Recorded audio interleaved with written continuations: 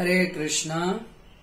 So আজকে আমরা একটা বিশেষ আইটেম ভগবানের জন্য তৈরি করব, আর যেটা আপনাদেরও ভগবানকে দিতে পারবেন, পরে আপনারা আস্বাদন করতে পারবেন। এটা হচ্ছে পটল টমেটোর পাতুরি। এটা খুবই টেস্টি লাগবে, একটা ভর্তার মতো এক্সেলেন্ট। এটা কারণ এই গরমে সবাই একটু তেল মশলা কম পছন্দ করে, একটু মাখা জোখা খুব ভালো লাগে, তেল কম মশলা কম, ভেরি ডিলিশিয়াস। আর এই সময় এখন পটল টমেটো পর্যাপ্ত পাওয়া যায় এবং মোটা মোটা পটল পাওয়া যায়, খুব টেস্টি। সো আমরা দেখুন এই যে সুন্দর পটল নিয়ে নিয়েছি, এগুলো এখন গরমের দিনে খুব ভালো পটল পাওয়া যায়, খুব সস্তাও এখন। আর টমেটো, তো আমরা এখানে 8টা পটল নিয়েছি, 3টা টমেটো নিয়েছি, ঠিক আছে। এখন আমি এগুলোকে একটু এর যে মাথা এভাবে আপনি ছাড়িয়ে নেবেন সবগুলো। সো দেখুন আমরা পটলগুলো এভাবে দুই সাইডের যে বোটাগুলো ওগুলো ছাড়িয়ে নিয়েছি। এখন আপনি একটু সরিষার তেল, এই যে দেখুন বাটিতে সরিষার তেল আছে, এটা একটু পটলের গায়ে লাগিয়ে নিতে হবে সুন্দর করে। আপনি প্রত্যেকটা পটলের গায়ে এভাবে লাগিয়ে নেবেন।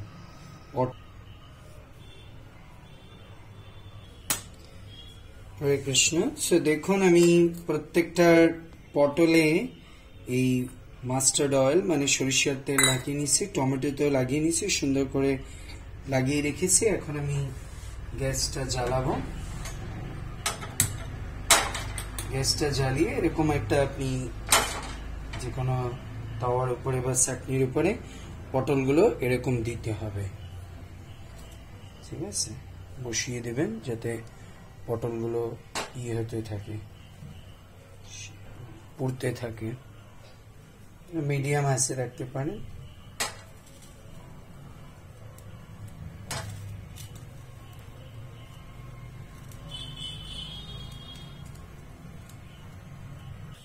দেখুন টমেটোগুলো আমি এভাবে করে সব পুড়ে নিয়েছি, একটু ভালো করে এর মধ্যে পুড়ে নিয়েছি। এছাড়া দেখুন সমস্ত পটলগুলো এভাবে পুড়ে নিয়েছি, হ্যাঁ, পুড়ে এভাবে রাখছি এক একটা। খুব সুন্দর নরম নরম পুড়েছে।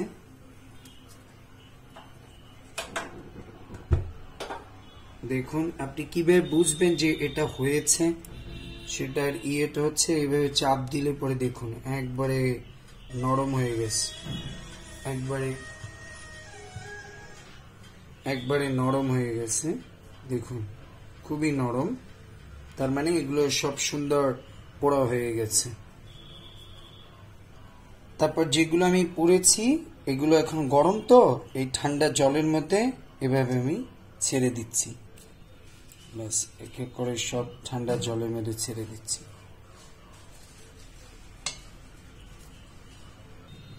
দেখুন আপনি একটু একটু কালো ইয়েগুলো ছাড়িয়ে নেবেন, হালকা যেটা যেটা ইয়ে আছে একটু খোসাগুলো ছাড়িয়ে নেবেন, ঠিক আছে। এভাবে পটল টমেটো সবগুলোর এভাবে খোসাগুলো ছাড়িয়ে নেবেন। সো দেখুন আমি টমেটো এবং সেই পটলগুলো আমি ইয়ে করে ফেলেছি, মানে ওর যে কালো অংশ যেগুলো পুড়ে গেছে সেগুলো তুলে নিয়েছি। এখন আমি একটা কড়াই বা প্যান আমি চাপিয়ে দিলাম গ্যাসের উপরে। এটা একটু গরম হবে, গরম হতে দিন। এবার প্যানের ভিতরে আমি যে সরিষার তেলটা একটু আমার থেকে গিয়েছিল, সরিষার তেল দিয়ে দিচ্ছি। সামান্য পরিমাণে একটু সরিষার তেল আর একটু দিতে হবে, হালকা একটু তেল, বেশি না, অল্প একটু তেল দিতে হবে। তেলের সঙ্গে তেলটা গরম হলে আমরা একটু কালো জিরে দেব। তার আগে আমি একটু মরিচ দিয়ে দিচ্ছি, এই যে শুকনো লঙ্কা দিয়ে দিচ্ছি, মানে কাঁচা লঙ্কা দিয়ে দিচ্ছি, আপনারা দেখছেন। এরপর আমি কালো জিরে দিয়ে দিচ্ছি একটু, ঠিক আছে। কালো জিরে একবারে মিডিয়াম আছে রাখতে হবে। কালো জিরে দিচ্ছি, এরপরে একটু হিং দিয়ে দিচ্ছি, একটু হিং দিয়ে দিচ্ছি, একটু হিং দিয়ে দিচ্ছি, দিয়ে আমি এই সব যে ইয়ে করেছি এগুলোকে ঢেলে দিচ্ছি এর ভিতরে। এগুলোকে একটু নাড়িয়ে নিচ্ছি তেলের সঙ্গে। সব জিনিসগুলোকে একটু নাড়িয়ে নিচ্ছি।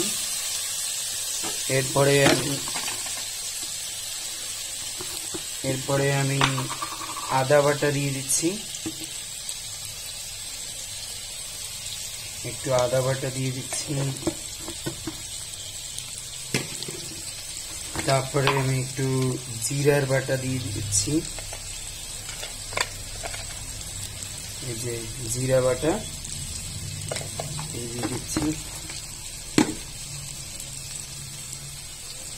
এইগুলো একটু মিক্স করে নিচ্ছি, একবারে 0 পয়েন্টে থাকতে হবে সব।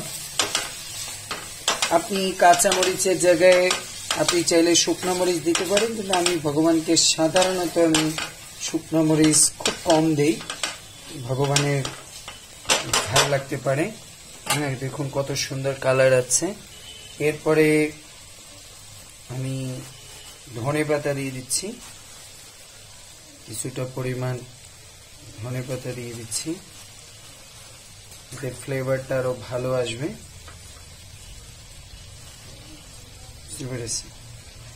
ধনেপাতা দিয়ে এরপরে এটাকে একটু নেড়ে নিচ্ছি,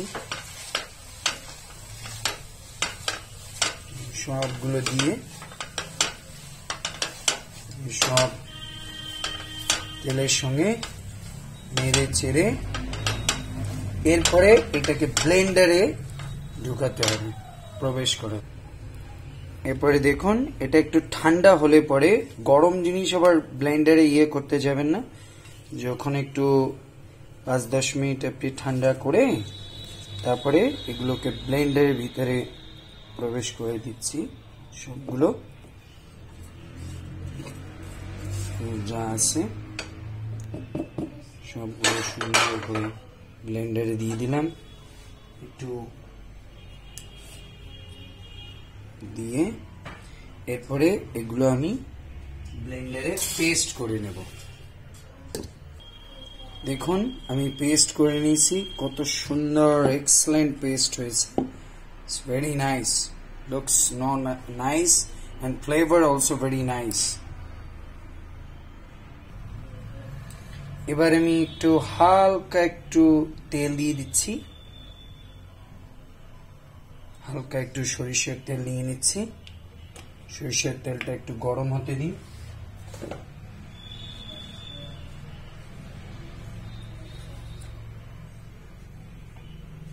গরম হয়ে গেছে। এবার দেখুন আমি পেস্টটা এই যে ঢেলে দিচ্ছি, কত সুন্দর পেস্ট হয়েছে, ওয়ান্ডারফুল।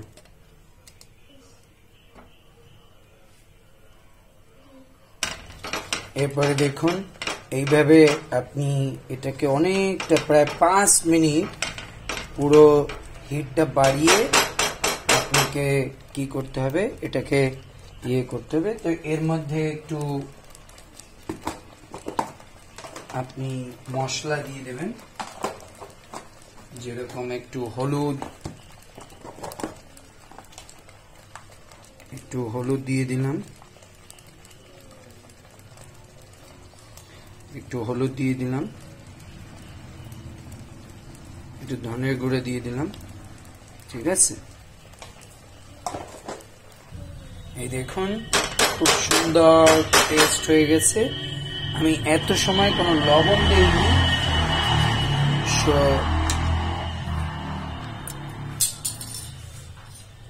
এখন আমি এর মধ্যে একটু লবণ দিয়ে দিচ্ছি।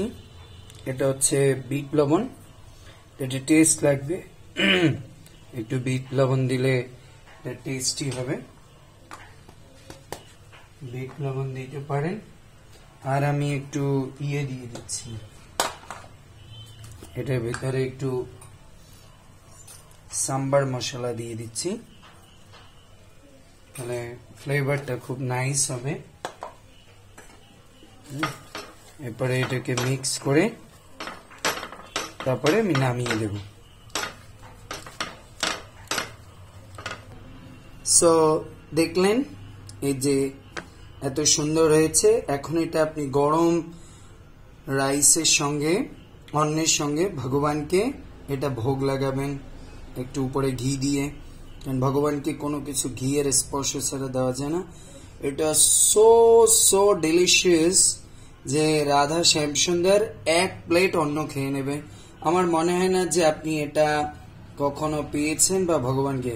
আপনি যখনই বানাবেন, বানিয়ে টেস্ট করবেন, তারপর আমাকে কমেন্টসে লিখবেন কেমন লেগেছে। It was so yummy, so tasty and so like yummy yummy, it's very nice. এর জন্য এটাকে বলে, এটা হচ্ছে আপনার পটল এবং হচ্ছে টমেটোর পাতুরি। দেখুন খুবই টেস্টি, খুবই ডিলিশিয়াস। এখন এটাকে আপনি কি করবেন যে এটা ভগবানকে গরম অন্নের সঙ্গে ভোগ লাগাবেন। সো আজকের আমার এই রেসিপিটা দেওয়ার উদ্দেশ্য হচ্ছে কারণ আপনারা এটা করে ভগবানকে গরমে, এটা ভগবানের খুব মুখরোচক হবে, একটু ডিফারেন্ট লাগবে। কারণ এই গরমে সবাই টেস্ট হারিয়ে ফেলে, তো সবারই 45 ডিগ্রির মতো গরম পড়ছে। এটা ভগবানের খুবই ভালো লাগবে এবং আপনিও আস্বাদন করে, এবং যারা এখন ধরে এরকম প্রসাদ পাওয়ার প্রতি আকৃষ্ট হচ্ছে তাদেরকেও যদি পান তাদের ভালো লাগবে। সো আমার উদ্দেশ্য এটাকে ভগবানকে ভোগ লাগান, আপনারা পান এবং সবাইকে শেয়ার করুন। যদি আপনার রেসিপিটা ভালো লাগে কমেন্টস বক্সে আমাকে জানাবেন কেমন লেগেছে, এবং আমাদের চ্যানেলটা সাবস্ক্রাইব করবেন, বেল আইকনটা আপনি ক্লিক করে রাখবেন। Thank you so much. Hare Krishna.